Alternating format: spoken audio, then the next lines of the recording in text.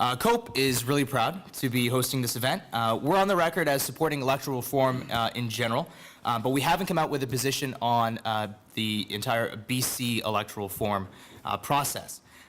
STV is basically the same basic concept. Very large ridings, multiple members, very unclear geographic boundaries, not the sort of system which I support in Vancouver on a civic front, which I believe COPE does, which was a ward system, and it was a shame that we didn't get it the last time.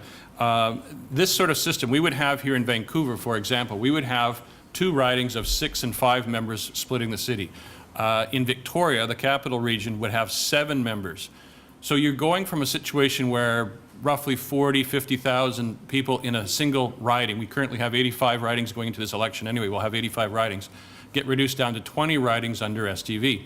And those geographic ridings that currently exist would be combined into super ridings or giant ridings.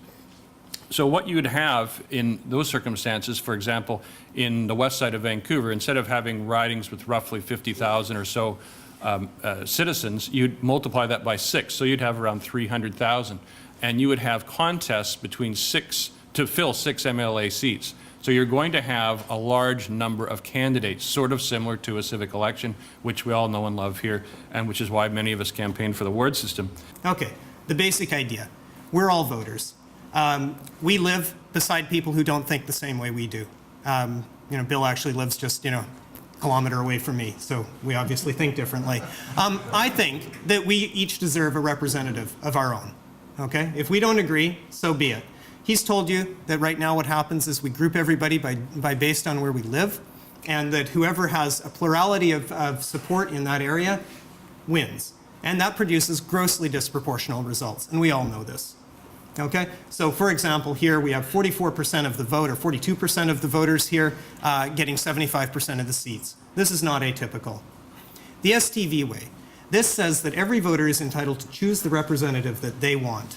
So how do you do that? Well, you have to have multi-member districts because my neighbor doesn't necessarily agree with me. So we have to have multiple members representing the same area if that's what we want. Okay? The way it works is actually very simple.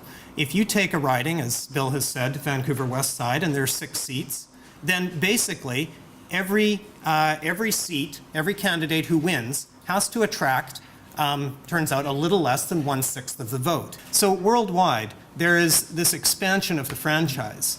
The Citizens' Assembly was held, and really I see this as the natural next step because what happens under STV is that instead of only 50% of us being represented, we get close to 100% representation. So that's why I see it as the next step. Now, I know there's a lot of widespread concern with the political life in BC. And I think a lot of people here can appreciate what this particular poster is saying. That says vote for nobody. Nobody will keep election promises. Nobody will listen to your concerns. Nobody cares.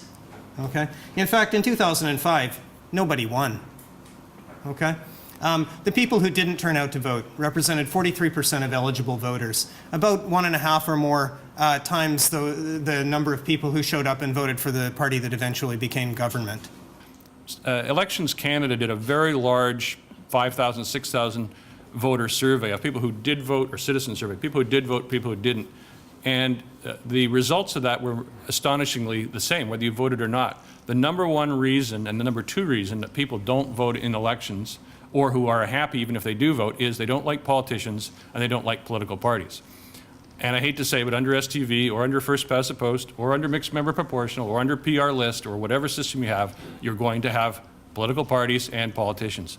And political parties and politicians, oddly enough, tend to behave the same way wherever they are and whatever system they are.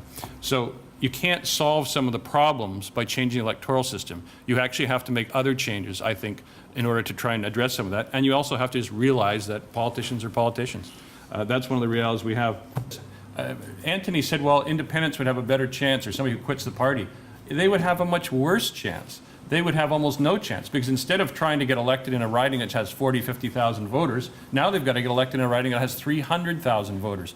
300,000, just a mail drop, just a single leaflet going to 300,000 people. How can an independent candidate or even a lowly funded third party or fourth party afford to do that, let alone TV ads, radio ads, internet ads, lawn signs, buttons, all the other things you need in a campaign. So it's going to make it harder. And that's why Malta actually hasn't elected an independent since 1950 and then a third party since the 1960s. And that's going to make it a lot harder. Bill is blowing smoke when he talks about independents not having a chance here. In Ireland, in the last 3 elections, 25, 26, 27 independents have been elected. We haven't had an independent elected in BC since 1949. Okay? The only time we've had people from small parties is when a big party like the Socreds has been collapsing. The campaigning cost that Bill was alluding to, I've run the numbers. In Ireland, the cost for running is about half on a population-weighted per candidate basis as it is here. And so he's just blowing smoke there, too. The Citizens' Assembly didn't recommend mixed member proportional in large measure, I believe, for one reason. The government said the one thing you can't do, you can recommend any system you like, but you cannot recommend increasing the number of seats in the legislature. And in order for an MMP system to work, at the time it was 79 seats, they would have had to find some way to either increase the size of the legislature so they could have the pool. I don't want to get into a whole explanation of mixed member proportional, but they would have to have such large ridings under MMP without additional seats that it wouldn't have worked. So their hands were tied behind their back on the MMP question, and that's why they ended up with STV. Electoral reformers are pretty much unanimously agreed that both MMP and STV are significant advances over our current system. Personally, I regard the fight between MMP and STV as equivalent to saying which one gets an A and which one gets a B when the current system gets a bare pass.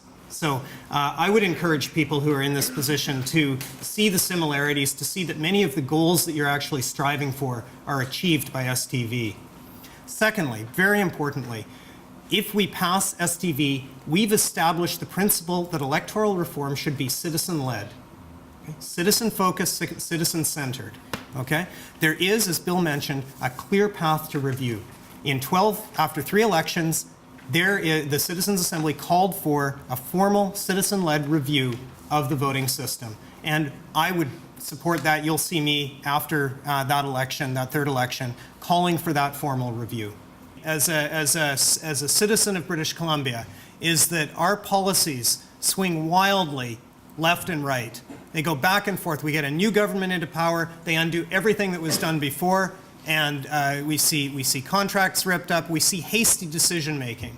We see legislation being invented in the Premier's office, introduced, run through without proper debate, without input from either the other party or the broader community.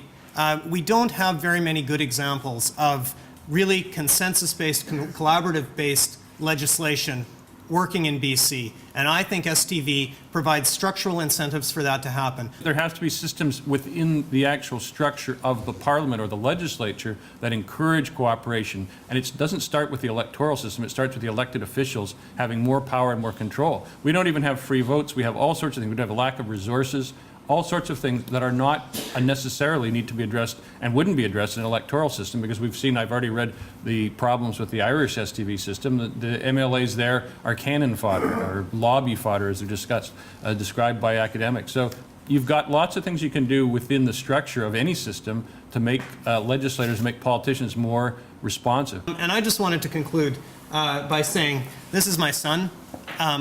His name is Jim. Right now he's 14 years old.